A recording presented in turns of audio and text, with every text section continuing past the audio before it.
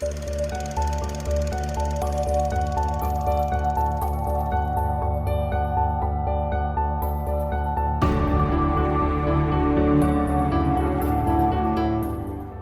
I'm Sophie, and I haven't seen a lot of films. Hi, I'm Paul, and I'm here to help with that. And we are SP Film Viewers.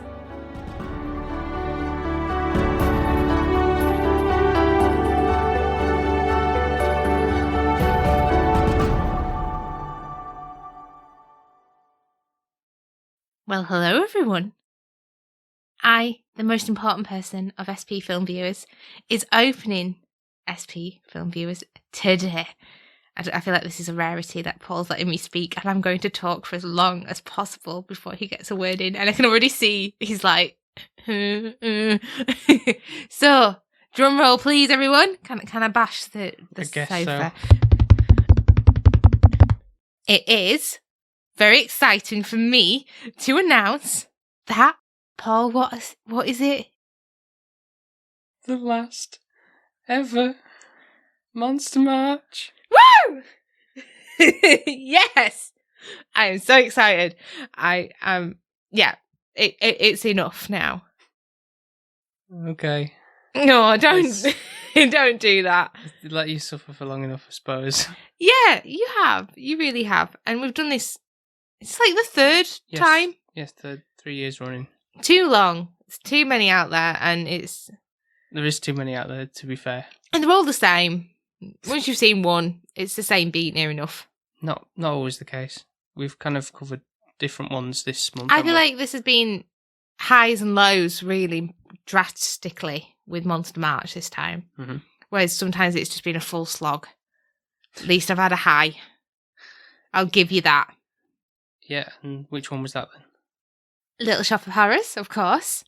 And it did help that we had a wonderful guest on there. And if you haven't already listened to it, if you just go and listen to it, it was really fun to talk about. It was I enjoyed it. One of the best Monster March episodes we've done. 100%.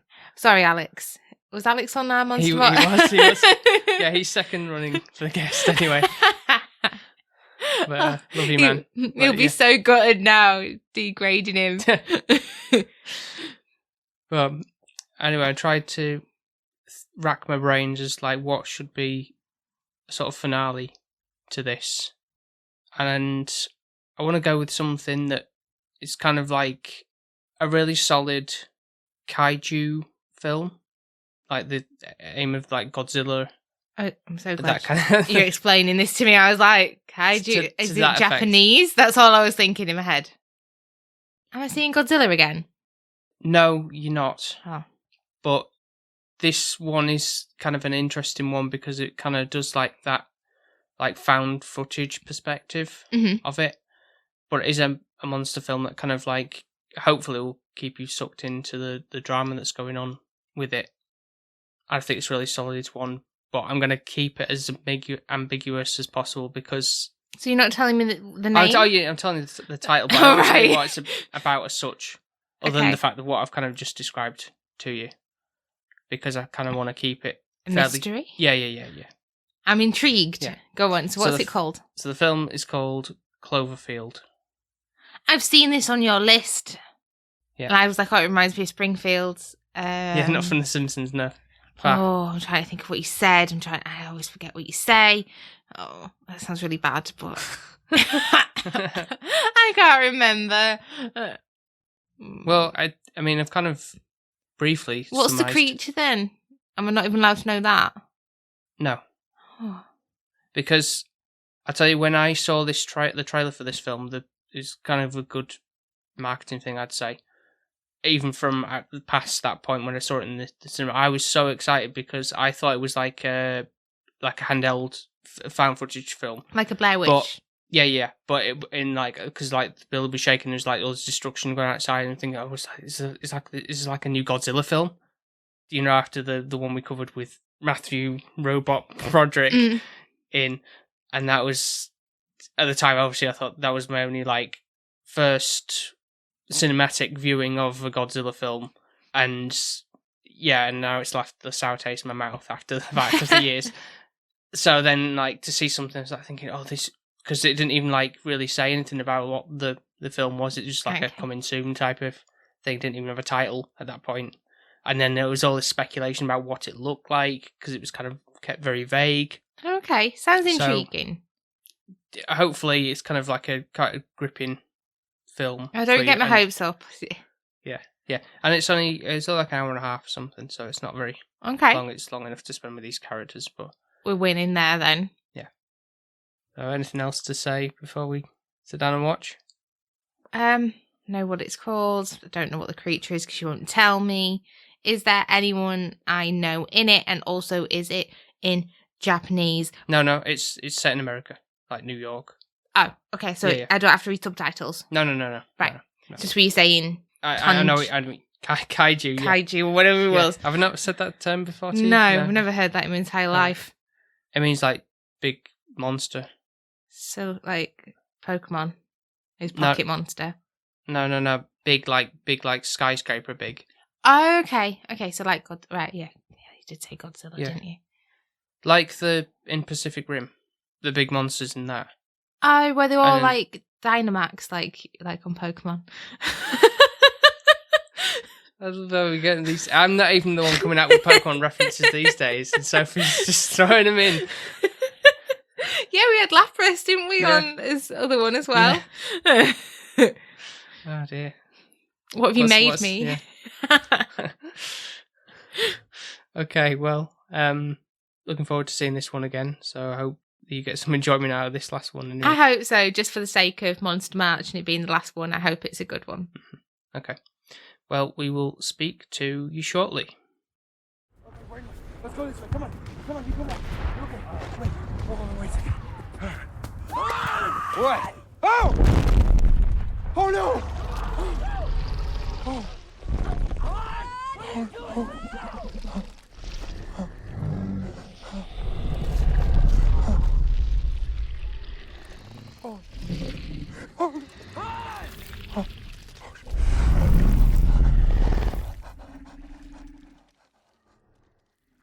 And we're back after seeing Cloverfield. What did you make of the experience of it? Did I do alright in kind of like keeping you in the dark about it a little bit? Did that help with the atmosphere? I guess so, yeah, because you don't really... I still don't know what it is, really, now. Even though after watching it, I don't really know what you would specifically call it. It's not like something where you can go, that's King Kong and it's a gorilla. You can't really go, it's a something. I still don't know what it is. Yeah, no, it definitely is a something. Yeah. It just seems a bit weird because it's like, at one point I thought it was an octopus because of the way like its tail looked like it had suckers on it. Yeah. And it's just alien-like, isn't it, really? I think it is supposed to be from another worldly thing, rather than like some gamma radiation creature like Godzilla is, or something like that. But I think that's more confirmed by the fact that I kind of like looked up where did it come from, a bit like what's the origin story, I guess, of it, or like why is it called Cloverfield? Yeah, why is it called that? From what I can gather, it's just what the military call, is it like a code name? But I don't really understand why. I'd have thought it made more sense like if it was on a street when we first encountered it, was like Cloverfield or something like that. Yeah. Or like in the town, Springfield. That's the way that Yeah, I get you.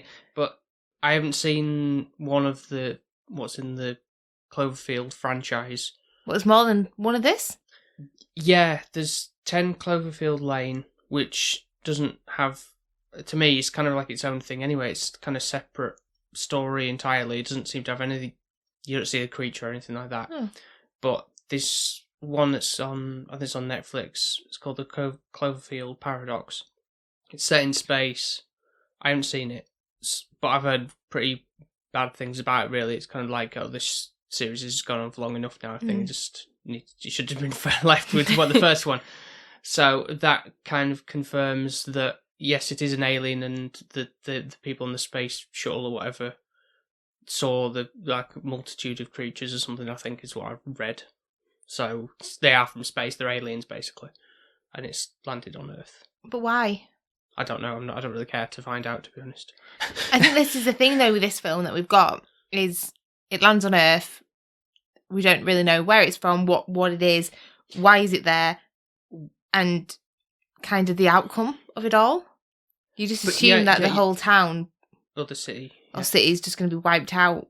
Yeah, no, I think that's what works in its favour with this ambiguous story that it's got going in terms of like it starts off with a house party or flat party, whatever, for a person going away. Rob, the main lead, he's going to Japan. I was more excited about that, and then it was like nothing happened with that, and I was like, that's a shame. Straight away I was like, oh really, we're going to have a part of it in like Tokyo or something, but no, nothing happened. It's all set in States, and then it's like I say, when I saw this trailer footage in the cinema, and it's kind of like all the apartment's shaking. It's like, oh my god, what's that? And the distant explosion. It's kind of like it made it sound like there was this monster outside, like right outside the building and stuff. So it's kind of like, it's just like a new reboot of Godzilla type of thing, like I said. But I think it's still that initial moment when the character's like, oh, you kind of feel like you're there with them, kind of thing. That's what I kind of like about the film, because it's like it's all scary, it's all like I don't know what's going on type of thing. It's 100% makes you realise, like, because obviously it's a self-held kind of like documentary style, found footage, and it makes you feel like you are more immersed in it, and like this could be happening to us at any point. Yeah, exactly. And you do feel like you're part of it because of the way that you're running around with the camera. Yeah. So it feels like it's like what you would be looking outwards to see. I think that works probably more dominantly for this film, and I actually enjoyed that part probably more than the monster actually itself, if that makes sense. Yeah, although to be fair, I kind of get that you probably wouldn't see a great deal of the monster because it's all like, again, you're running around for your life, and the ground's shaking, buildings are falling down, and all this carnage is going on, and you're like, oh my god, you're not realistically going to be standing there going, wow, look at this monster that's coming towards me, oh no, my god, it's standing on me. And well, we do get some idiotic moments like that, don't we? But to be fair, it must be just terrifying being in that situation. It kind of feels like looking at this is what, sadly, like Ukraine are witnessing. It's like a war kind of zone. That's what it feels like. So you've got obviously the military coming in trying to tackle this beast monster, alien thing, and that's, basically it feels like a war zone that they're in. Everyone's having to evacuate. It's scary as, and obviously buildings are set on fire. Sometimes they're crushed and they're moving sideways. And you're just like, what's the best thing to do? But straight away they were like, right, everyone, all line up in a military fashion. Go on the bridge. Come on, everyone, let's go. Evacuate, Oh, yeah, great. A crowd of people, on a bridge or anywhere is not the greatest idea of when you've got a threat. Yeah, just all congregate together, like sheep, and then we'll just target you, like... Yeah, sitting ducks, Yeah, pretty much. Yeah. And obviously, sadly, we lose one of his characters within there. So you've got Rob, who hooks up with Beth a couple of days before he's leaving, who's like his best friend, who's like one of those relationships where they've loved each other, but they've never done anything about it. Yeah. You've got Lillian, who is Rob's brother's girlfriend. Yeah. And they, like, are really in love. You've got Rob's brother, Jason. And then you've got this guy behind the camera. I have completely forgot his name. It was, well, I can just see him as TJ Miller, who's kind of like just the comic relief, really, isn't he? I think it was Hudson. So he's like meant to not be doing this job of cameramanning. It's meant to be Jason, Rob's brother, and he's just fobbed it off and gone. Yeah, and then obviously, now Hudson's keeping hold of the camera thinking, oh, this is great. I don't know what his aim is with this. Is he thinking, if I live, I've got a brilliant story to document and tell? Yeah, this is always the thing with these fan footage films. Like, why are they still recording? Like, at any point, a normal person, you would just stop and just not give a shit about you more for your life, aren't you? At that moment. You want to live. You want to get home safe. Yeah, so you're screaming, why are you still filming? Yeah. Why are you still filming? So I'm like, why is this now becoming your number one priority? Yeah. When, you need to just get out and get out and evacuate and kind of live your life so that you can be safe. Yeah. It's weird how at any given moment your life could change without you realising and you have no control over it. So, like, for example, Lillian, I really felt sorry for her. She was in a lovely dress with high heels, dressed for the occasion of a party. Yeah. Not for this alien to come down and cause havoc and her having to be running around loads of steps in high heels. Yeah, well, yeah, like a lot of people at the party, I'm sure they weren't really prepared for, got to change my shoes real quick just to be ready for walking the streets. But it just shows that you need to be prepared for any circumstances of what may or may not happen. I feel like with the pandemic, I do feel like that kind of gives you a little bit more of that uncertainty. So you realise that life could possibly sway that way, especially with everything that's going on in the world at the moment. Whereas beforehand, before like pandemic and everything, this wouldn't feel so relatable. No. It would be scary, but you wouldn't think, God, this could happen. Where now I'm convinced that maybe an alien could come from the sky. We've got global warming, we've got the wars, we've had COVID, like... What's next? Yeah, what's next? What's the worst we've that had could happen? earthquakes in Japan. Yeah. That's not a uncommon thing, but they had one of the worst in 10 years. Yeah, really bad, like tremors. Yeah. And obviously we're in the UK, so we're really lucky. I think if anything hit us, we'd be like, oh my God, what is that? I remember we did have one. It was in uni. It was very minor, though. I think I slept through it. Yeah. I remember, I don't think I was drunk or anything, but I was kind of like, what the hell? The room's moving, what the hell? Yeah. Kind of thing. It's just like a bit surreal, and then everybody's like, out the dorms going like, what happened? Did you feel that kind of thing? It's, But so strange. So I couldn't imagine what it'd be like to actually be in like a full-blown one. It must be terrifying. Yeah. And this is kind of the equivalence of like this monster making the floor tremor, buildings literally shaking and moving, destruction or whatever. Yeah. And he blows out. Does he blow out fire? Like what is this like? No.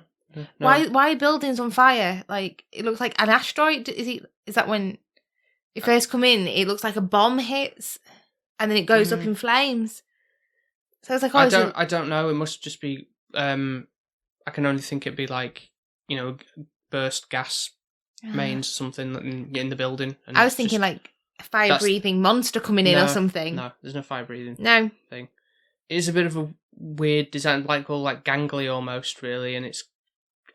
I can't even really describe it. It's very pale, is what I can say, and it's an interesting design. I'll give it that, because like a lot of people going into it, you probably like, well, there's a lot of speculation of what the creature was going to look like, really.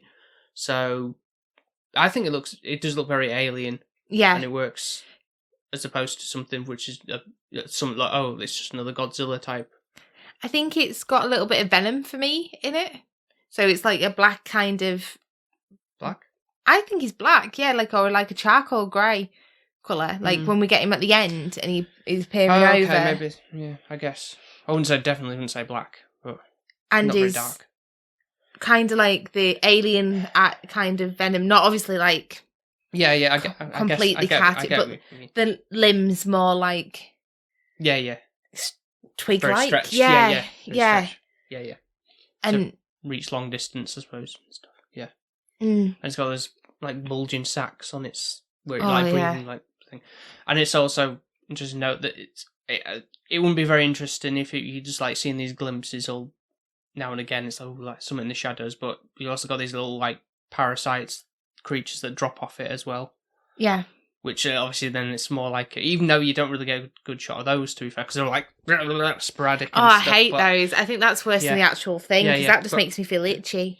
Because obviously they're right there and they're kind of like to contend with at that moment in time, like a rabid dog type of thing. At least they're easy to kill compared to obviously him, because it's like baby versions of him. Yeah. Really. Mm-hmm. But it's still scary to think this thing's coming after you, because it's like really rapid.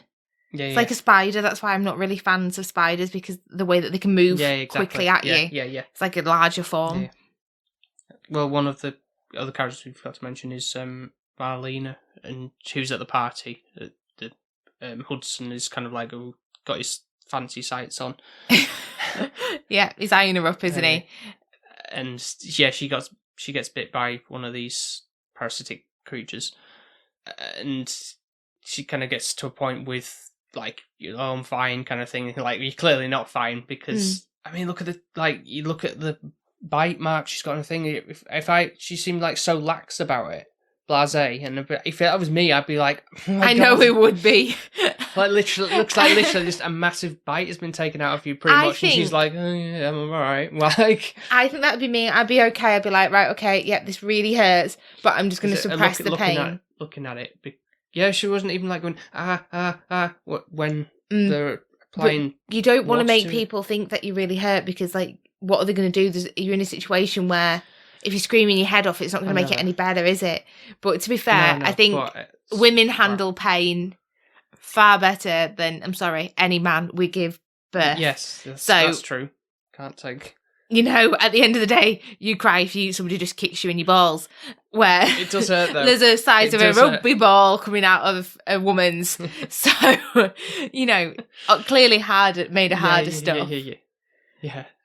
So I think it's one of those things. Also, Marlene, straight away, I was like, I know her. What is she from?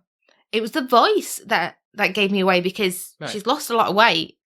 So it was really strange when you said it, because I was like, And then it was the eyes. Yes. That give it away, because she's got quite big googly eyes. I'm letting you say where it's from, because I feel like I didn't know it, so I can't take the credit.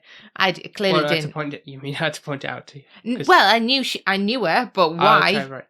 She was one of the characters in Mean Girls. Yeah, so she's Lindsay Lohan's friend that she takes on initially. So the one that's like the gothy. Yeah, I forgot her name. But she's got like half a head shaved, and she hangs around with the other guy that's clearly gay. Yeah. And the outcast of the school, and she's quite larger in that role. So, but this one, she's so tiny and petite, and I was like, it looks like two different people, but the voice is still the same. Okay. Yeah, so when all this stuff that run around the streets, what I noticed this time was the fact that, you know, when they're in like the department store with the televisions and stuff, and all the people are kind of looking at the news story, and like T.J. Miller's character's like, well, what are you looking at, type of thing. It turns to see what they're looking at. And what I kind of noticed, like, I find it funny that there was the news on some of the screens, but then like on two of the other ones, there's like SpongeBob episodes. Yeah, there was. Kind of it like really the time. Every channel should have news on. Yeah, but SpongeBob is universally loved. Maybe SpongeBob was being a news person, telling the children what was happening in an unscary manner. I don't think so. But I don't know who would have quickly done that. On there, and I don't know if there was. I think there was the news reporter fish guy, but I don't think he was going like, "Oh my God, it'd be funny if it was." But just clear these reruns of the show for some reason. I thought that was kind of amusing. Yeah, it adds to it, doesn't it? Like the realism of it. Like that's what they were really watching. They weren't watching the news. They were watching Give over. SpongeBob. I love this one. Of course, they were watching the news. But in amongst all this, I don't know if you found this way that Rob was. I mean, his brother kind of says, "Oh, you're being a bit of a douche," at the start for whatever the reason was.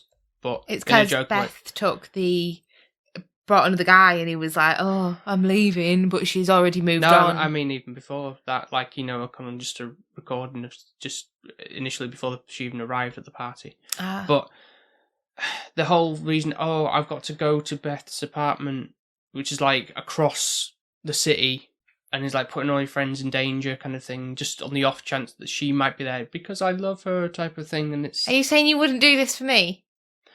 Well, I'm pretty sure you said, well, depending on who the person was, I don't think I would be going trekking. Well, it depends, because it's like, if that was you, then yes, clearly I would be going trekking for you, because you're like my other half. So I understand somewhat for Rob.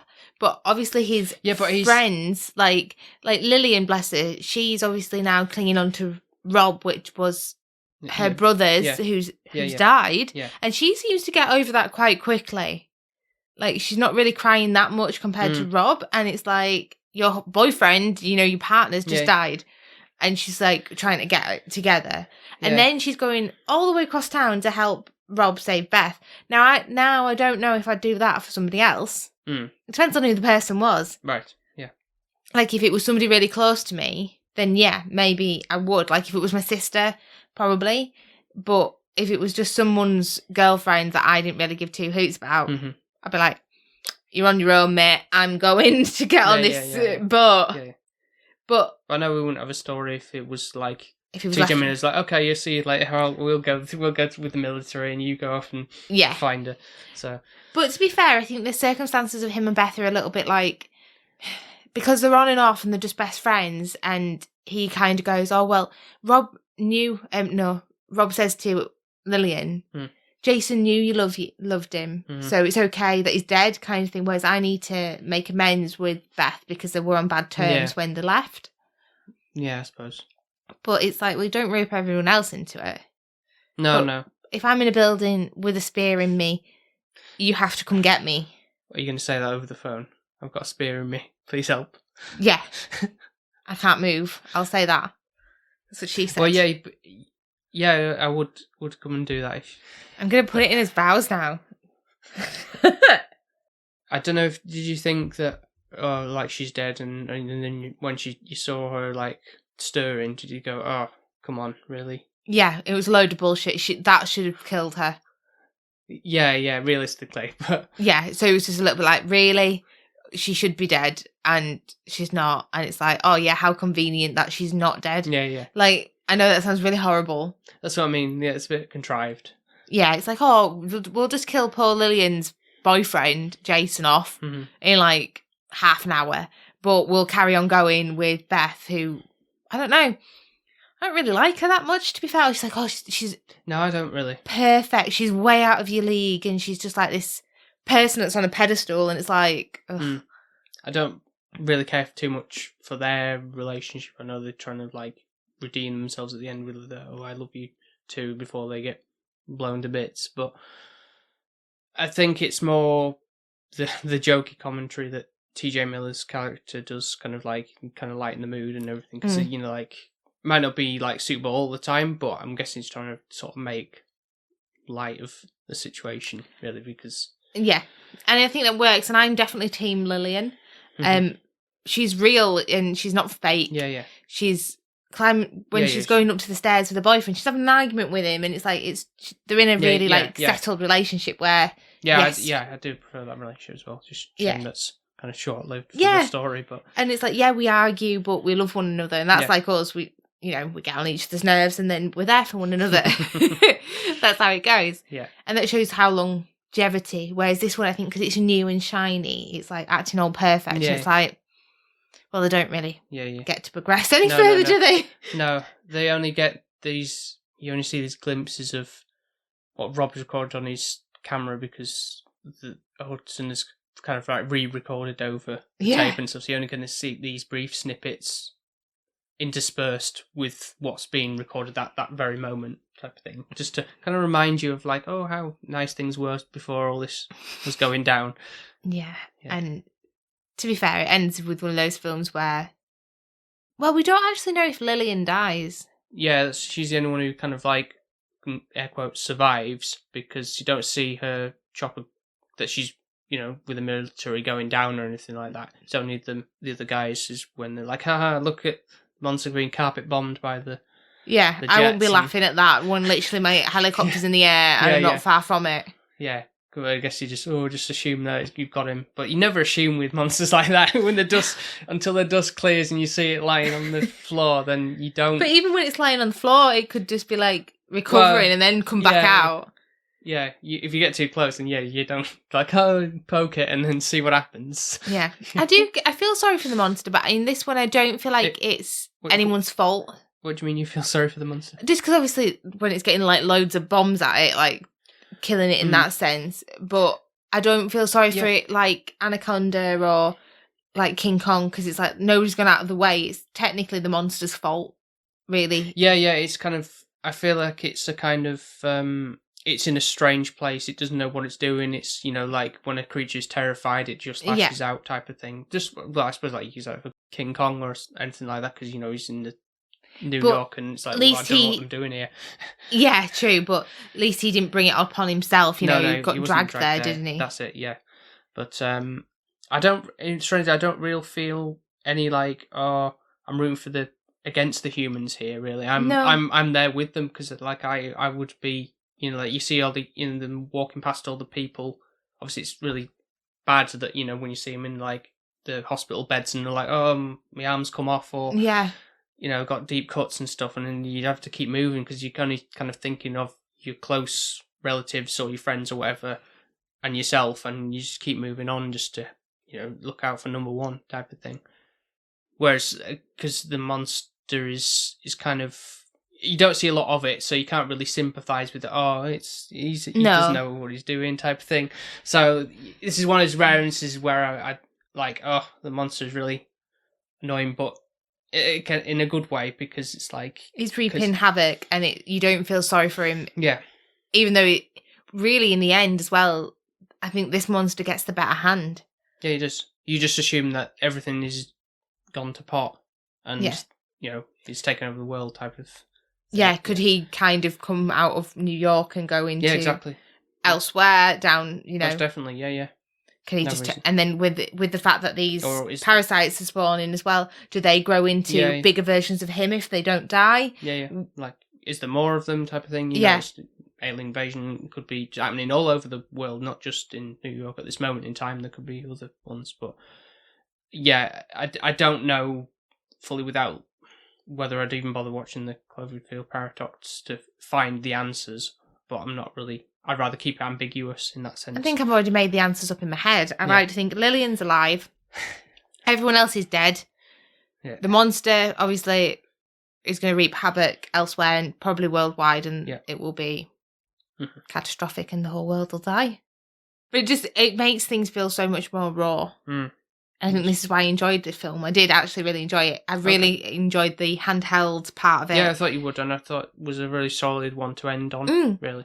I probably rooting Team Lillian. I like it. I guess it did have a little bit of a romance within it. You could class it as that if you kind of want to throw it that in there.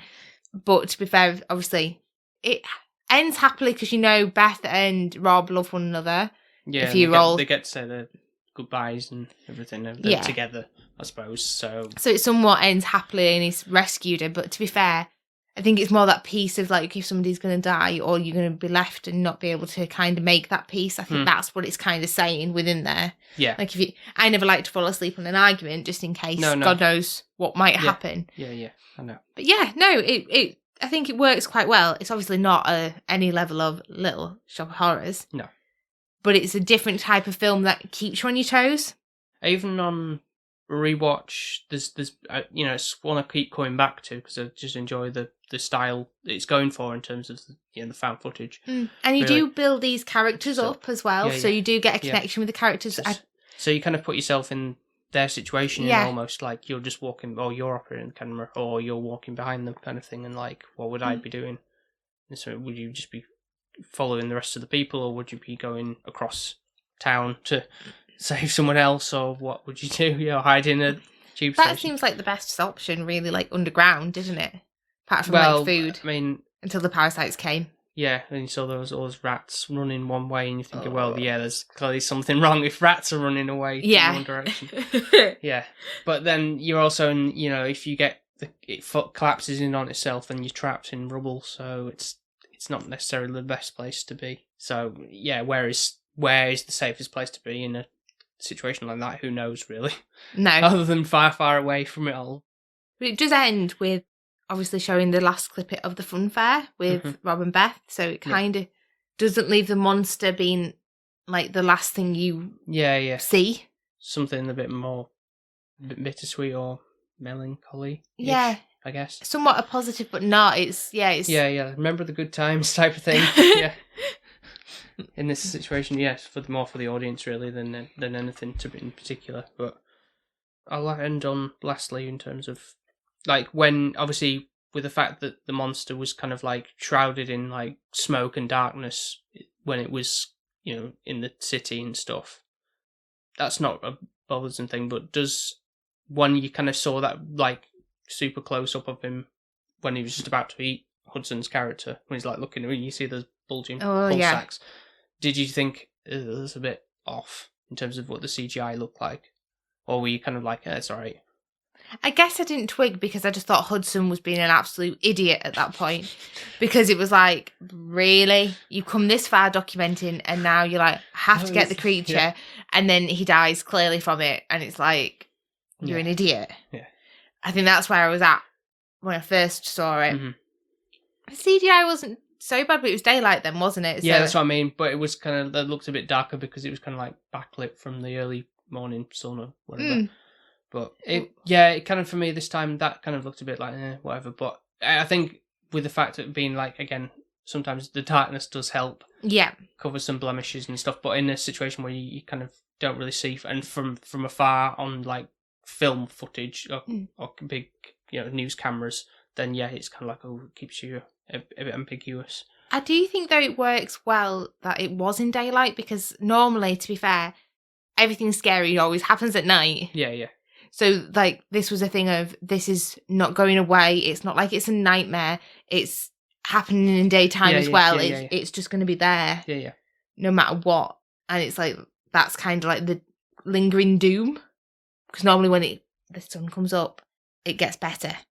But like in, was it Kong versus Godzilla, you kind of see them fighting in the more of the daytime. And that looks, obviously the CGI's a lot better now. That works and it looks strong, and you can see all the Godzilla scales and everything. It looks rough and rugged type of thing. And I have no problem with that. Really, you take that for what it is anyway. Just curious on what you thought the monster in that shot, really. It didn't seem too bad, to be fair, for me. But obviously, second watch, then it might be that those little details might ping out a little bit more to me, probably. Right, if there's nothing else, we shall go to the scoring. Oh, God. It's me, isn't it? Yeah, it's you. I'm probably going to give it a good high score, I would say. I would say it by far not Little Shop of Horrors. For me, I'd say it's a solid 8. Just because it's different, it's unique. It's got the handheld camera like Blair Witch and Paranormal Activity, which I feel like really makes you immerse into a film even more. When it's done right, it's really good. And that works. There was a couple of really clever shots, like when they were in the convenience store and he dropped the camera and you were seeing just people's legs, and just like that angle of like a camera just being left there and videoing. And there's just so many clever things of way they'll have to have thought about that to film it. Yeah, I guess I see what you mean there, because it's like, this has to be believable, not just like whoa, place the camera, or something like that. It's more like you fumbling around, and that would happen to you and me or whoever in a normal situation, So I think that works really well and actually makes their job harder. So I appreciate where it comes from a camera angle perspective with this. Good point, There's so many parts where it does keep you on your toes. The monster is not the main attraction for me for this. I'd say it's more the storyline, it's the concept, it's the idea of this like complete blackout of controversy. And I think it works well that the way it ends, where the monster actually wins, because normally, to be fair, in a monster film, the monster's either defeated or sent back to where it came from. They're normally the outcomes. Where this one's like still staying where he is and he defeats the whole city, and then you don't know if that's going to be like worldwide then. So I feel like it's got more of an edge to a normal monster March film. Well, I'm on the same wavelength for your scoring, so I am also going to give it an 8. Because, like I say, it's one of those really solid ones that you can keep going back to now and again. It's short run time, which obviously works in its favour. Don't really spend it too long with, like, long time with these characters. It's because it's almost like it filmed through a night, almost, really, isn't it? Yeah. So, and the whole found footage angle that it's got going for it really works, and it sold me from the trailer when I saw it all that time ago. I kind of like that you didn't get to see the monster kind of like in the Blair Witch, kind of kept it a bit ambiguous as to what it is and what they were dealing with, really. So kind of like, obviously, when you do see it, you might be like, what the hell, type of thing. But it didn't really bother me, really. It kind of looks just really creepy and sounds terrifying. So, like, I can imagine being in that situation, be really scared. Yeah. Characters are okay for the most part, but I think there's just ones I prefer more than others, really. But it's just one that's really good to come back to now and again. Yeah. No, definitely solid. So it's the last Monster March forever. Woo! I wrote down all the other scores that we did. Okay, this will be interesting. I can't even see if I think we kind of know what the winner is overall. I'm looking at some of them and I'm like, I don't even know what some of them are. That's like how bad. This will be interesting. Yeah. So we started off the first month we did it back in 2020. That was the 2 King Kong films, the 1930s one, which you gave a 6. Yeah. And I gave it an 8. But then you gave the Peter Jackson remake one an 8. Yeah, I agree with that. Yeah. Okay. Yeah. So you still kind of. I think maybe it could be a 9, possibly, compared to everything else that I've seen. Okay. Yeah. But the other one wouldn't change, the old one. No. No, okay. Fair enough. The Host was the second one. That was the Korean one. Yes, I remember that. Bong Joon-ho one with the that was like a fish. Yes, thing it was. That kind of like lived in an underwater sewer thing. You gave that a 6. I gave it 7. Don't think I'd change that. No, I think I'd probably be the same. Jaws, we both gave an 8. Yeah, no, I agree. I think that's solid. I think that's like King Kong, Jaws, yeah. I don't know if I would maybe bump Jaws up a little bit more now. I mean, it's not something I've a big attachment to as such, but I know it's really solid because it's like you spend your time on the land dealing with like repercussions of the shark, and then it's like the other hour is on the sea with the 3 crew members. So there's obviously like that development as with the characters and stuff, but I don't know whether they probably would go up to a 9. To be honest, I haven't seen it in a good while, but I think that could change. Godzilla, the original one, the 1950s one. You gave that 7, and I gave it an 8. The black and white one. Oh, really? I gave it a 7. I'm surprised. Was that because it was better? Because it wasn't like a man really badly in a suit like King Kong? But it was. Yeah, but it wasn't as obvious. But King Kong wasn't in a suit. Was he not? No, he was an animatronic. Oh, that's why he was worse then. And the close-up was the big like puppet thing. Yeah. Yeah, whereas Godzilla was essentially a rubber puppet with a man in the suit. So. It worked better. It did. And we both gave that terrible American remake of 4. I don't know what this one is. The next one. Jurassic Park 3. Oh, right. It's because it said JP3, and I was thinking, is that like, what did I think? Johnny 5, I don't know. It was popping into my head. I was like, I don't know what that is. Yeah, of course. How could I forget? We had Alex guesting on that. Yep. He made that worthwhile, even though... You gave it a 3. Yeah, I'd stick that with that. yeah, it's a fair point. Clash of the Titans was a 5 from you. Yeah, I wouldn't watch it again. No, I guess... It was a drag. Yeah, the art of it was certainly good for the time. I think there's maybe better examples of his work in like Jason and the Argonauts and stuff, but you probably wouldn't get anything out of that if you didn't really like that one. So, King Kong versus Godzilla, the very campy, like one where again men in rubber suits type of thing fighting each other. That was pretty fun. You gave that a 7. I gave it an 8, just because it was just hilarious. And you gave The Thing a 6. Yeah. Even though I think I bought you that for Christmas this year. 4K, yeah. Yeah. It was one of those that you can watch yourself and I won't bother again. Yeah. I'd probably put that up to a 9, to be fair. I don't know why I didn't put it as an 8. Yeah. Because the more I think about it, it's like, that's like one of the like staple horror films. I would say in terms of like, you know, like you would your Christmas classics. Whereas the like Halloween ones, that kind of fits into that category nice. Like for me, like Halloween, and that really kind of for me kind of makes you think of Halloween more so. So I get it, I do, because it's like this like elusive thing that you don't know what's coming at you. But I don't know. I think it just felt like it was a bit long-winded for me. It was quite lengthy from what I can recall. I just felt like it went on too long. But I remember you were quite poignant on how you kind of related it all to COVID, you know, because he was like stay back, don't wash your hands. Yeah. Got to do the testing, and stuff. So yeah, so it's good for that episode at least to have those points. And then we come to more recently, obviously, Anaconda. You gave 3, 4.5. I gave it generous. Yeah. We weren't so generous with the Blob, though. No, that's like the worst one. That was the lowest one, yeah, 2.5.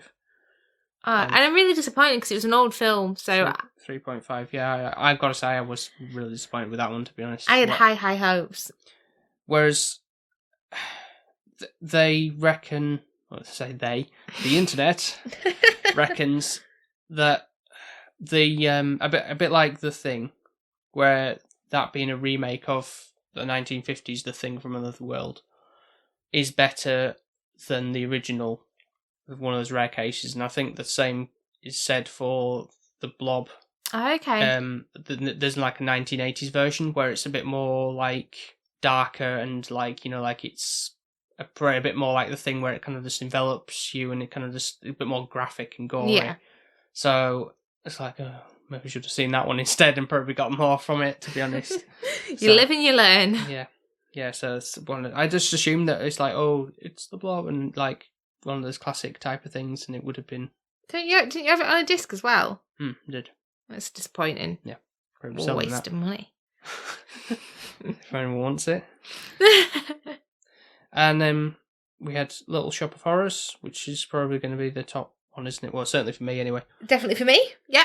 9. That is. I think that's the highest score I've given in Monster March.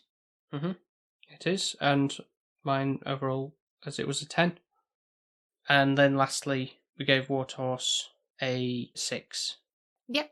It was a nice whimsical film, and I feel like we've had quite a bit of diverse this Monster March compared to like the first time. It was like loads of big monsters. I was trying to cover the well-known ones. Yeah. And I think now I've really enjoyed the variety that we had within this one. So the last 2, obviously, that we've watched Cloverfield and Little Shop of Horrors. I think they were really solids. Yes, the other ones are a bit meandering. We've peaked, which is great. Yeah, to the back end. Yeah, that's right. But I've enjoyed coming back to some of these, and let you have your way, and banished it from existence now. So don't get me wrong. Obviously, you're going to put it in there, like probably like Halloween and stuff like that. It will be, or if like now and again, maybe if there's something really like think I would want to see that, but not like won't dedicate a whole month to it now. That's good. I think I might be able to tolerate it a little bit more if it's not a whole month. Sure. Yeah. Sure. And then I can have Christmas as a whole month at one point, please. We should start in November. Should do this year. Yeah. Let's start in November. Like film vloggers. Yes. Fiona got really annoyed. No. Like, she got sick of watching them. See, now, I would be loving that. Would not get sick of watching them. Anyway, not quite there yet, are we? No, we've got some sunshine to enjoy before we get to winter again. Let's not wish it away. No. So thank you very much for getting this far and listening to the episode. And I'd like to thank Sophie for putting up with yet again another Monster March. I'm sure you're so grateful for me, aren't you? Mm-hmm. Yes. Yeah. Okay, I'll just say it because you never thank me. Feigning praise there. Someone's going to have to give me praise though, because nobody does, not from you. I have to do something really good to get it. I'm always gushing about how great you do. With the editing? Yes. and the promotion side and all of that. Yeah. Yes. Yeah. So be sure to check out all our other episodes over on Apple Podcasts, Spotify, Podbean, Good Pods, Podchaser, and wherever else you might get your podcasts from. Yeah, definitely go and check us out. Obviously, I'll be on there most of them and talking, so if you enjoy my voice and listen to me ramble on about a load of crap, then go listen. What do you think, Paul? That's a good selling point, isn't it? Yeah. I feel like definitely that was like perfect. And where can people find us? Yeah, so On it's socials. letting me have some responsibility. So you can find us on Twitter and Instagram under the handle SP_filmviewers. I can see That's right. he nods every time because he's like, is she going to get it right? And I nailed it. That you did. Thank you. And lastly, if you would be so kind as to leave a nice 5-star review on any of the places where you can do that. That's normally like Apple Podcasts or Podchaser. And we have a Buy Me a Coffee page as well, that if you would like to donate any money to our cause for what we do, if you enjoy our content. I enjoy me. Very big-headed today. No, seriously, if you do enjoy any of his content or anything that we've posted or put forward or any insightful quips from Paul, then any little bit is truly appreciated. So, thank you very much for listening to the last ever Monster March. Dum, dum, dum, dum, dum, dum, dum, dum, dum. And we'll speak to you next time. Speak to you next time. Yay! Bye. Bye. Bye. Bye. Give over. No, seriously. Bye, everybody. See you all later. Thanks for listening. Yeah, thanks for listening. Bye. Bye. Bye. Bye.